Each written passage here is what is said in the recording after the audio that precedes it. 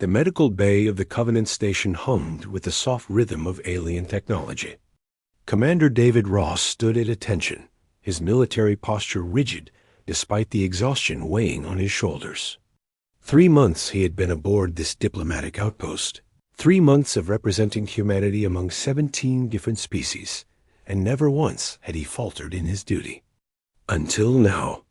The Valerian physician floated before him, her translucent form shimmering in the sterile light. Dr. Lezes had treated him twice before for minor injuries. Always professional, always distant. But today, something was different. Her usual calm demeanor seemed fractured, her bioluminescent patterns flickering with what he had learned to recognize as distress. "Commander Ross," she began, her voice like wind chimes in a gentle breeze. "I must speak with you about a matter of grave importance." David nodded, his hand instinctively moving to rest on his sidearm before he caught himself. Old habits died hard, even in a place dedicated to peace. "What is it, Doctor?" Lisa's drifted closer, her form contracting slightly. In Valerian body language, this meant shame. David had studied their customs extensively during his training. What could possibly make a being of pure energy feel shame? "There has been an incident," she said slowly. "A contamination event in the water recycling system. Specifically, the section that processes biological waste from the human quarters." David felt his stomach tighten. The station's recycling systems were designed to handle waste from all 17 species, breaking down biological material into its component molecules before reassembling them into clean water and nutrients. It was a marvel of engineering that humanity had only begun to understand. "What kind of contamination?" he asked. "A rare pathogen," Lisa's explained. "One that affects only Valerians. It does not harm other species, but for my people, it is deadly. The outbreak began 4 days ago. 17 of my kind have already died." The weight of her words hit David like a physical blow.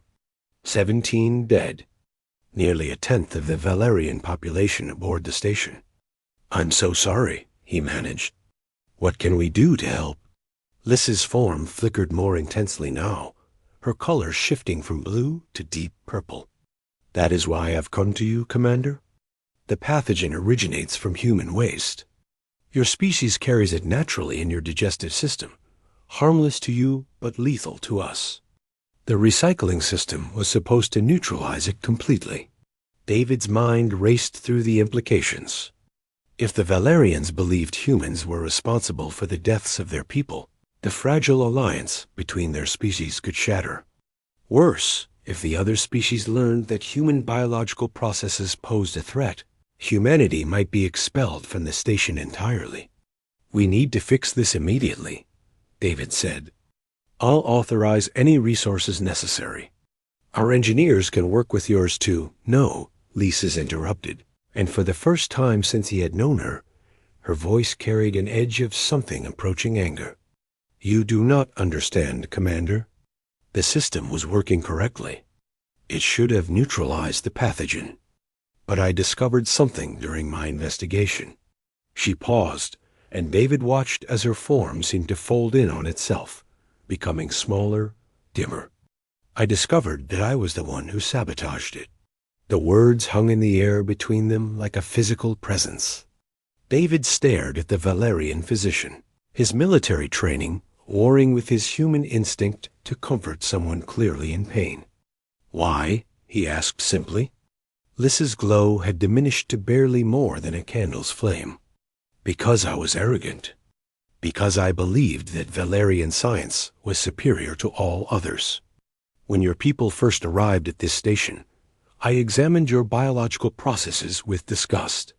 The thought that you consumed solid matter, processed it through meters of internal tubing, and expelled waste seemed barbaric to me. We Valerians exist on pure energy, clean and efficient." She drifted to the medical bay's window, looking out at the stars beyond. "I made modifications to the recycling system. Small ones, I thought. I wanted to prove that Valerian technology could handle human waste more efficiently than the standard protocols. I bypassed several safety measures, convinced that my superior understanding would prevent any issues. David felt a chill run down his spine. And those safety measures would have caught the pathogen. Yes, Lisa's whispered. My pride killed my own people. 17 souls, gone because I could not accept that sometimes the old ways, the tested ways, exist for good reason. I thought myself above such primitive concerns. The silence that followed was broken only by the distant hum of the station systems. David found himself thinking about his own journey to this place, about the prejudices he had carried with him. He had grown up during the contact wars, had lost friends to species who humans now called allies. He had learned, slowly and painfully, that survival in a galaxy full of diverse life required humility and the willingness to admit when you were wrong. Have you reported this to the station commander? David asked. Not yet, Lisa's replied. I came to you first because the contamination affects the human systems. You deserve to know before I turn myself in for judgment. Under Covenant law, I will likely be executed for my crimes. 17 deaths cannot go unanswered. David walked to the window, standing beside the diminished Valerian. He thought about the HFY stories that had circulated through human space since first contact. Humanity had earned a reputation for being stubborn, for refusing to quit even when the odds seemed impossible. But the trait that had truly allowed humans to thrive among the stars was not their fighting spirit or their technological adaptability. It was their capacity for forgiveness and their understanding that redemption was possible. Dr. Lesses, he said carefully, I'm not going to pretend that what you did wasn't wrong. 17 people are dead because of your actions. But I've read your file. You've saved hundreds of lives in your career. You've pioneered treatments that work across species barriers. You made a terrible mistake, but you came forward. That counts for something, does it? Lisa's asked, her voice barely audible. How can anything I do now restore those I've killed? David thought about the burden of command, about the decisions that had haunted him over the years. It can't, he admitted. Nothing will bring them back. But you can honor their memory by making sure this never happens again, by teaching others the lesson you learned at such a terrible cost. He turned to face her directly. In human culture, we have a concept called redemption. It means that no matter how badly you've failed, there's always a path forward. It won't erase what happened, and it won't absolve you of responsibility. But it gives you a chance to be better than the person who made the mistake. Liss's form brightened slightly. Your species believes in second chances? We have to, David said, because every human alive has made mistakes, some worse than others. The question isn't whether you failed. It's what you do next. The Valerian physician was quiet for a long moment. Then she spoke, her voice stronger than before. I will report my actions to the station commander. I will accept whatever judgment the Covenant deems appropriate. But if they allow it, I will dedicate the rest of my existence to ensuring such carelessness never happens again. David nodded. I'll go with you. I'll testify about your character and your willingness to come forward. I can't promise it will change the outcome, but you shouldn't face this alone. As they left the medical bay together, David found himself reflecting on what it meant to be human among the stars. Humans weren't the strongest species, or the smartest, or the most technologically advanced, but they understood failure in a way that many others didn't. They knew that the path to being better was paved with the hard stones of acknowledged mistakes and genuine effort to improve. The Covenant Council deliberated for 3 days. In the end, they chose rehabilitation over execution, assigning Dr. Leases to develop new safety protocols for all station systems, working under the oversight of a multi-species committee.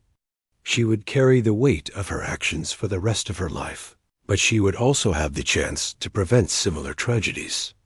As David watched her begin her new assignment, he thought about the title humanity had earned among the stars. They called it HFY in the common tongue, a phrase that meant humanity's refusal to surrender in the face of impossible odds. But perhaps the real strength of humanity wasn't in their defiance. Perhaps it was in their understanding that being clean, being perfect, was impossible, and that admitting your flaws was the first step toward becoming something better. Dr. Lysis had whispered that she wasn't clean, that her arrogance had led to death. And David's heart had indeed stopped, not from horror, but from recognition. Because in that moment of vulnerable honesty, the alien physician had demonstrated the very quality that made cooperation between species possible: the willingness to admit when you were wrong, and the courage to try to make it right.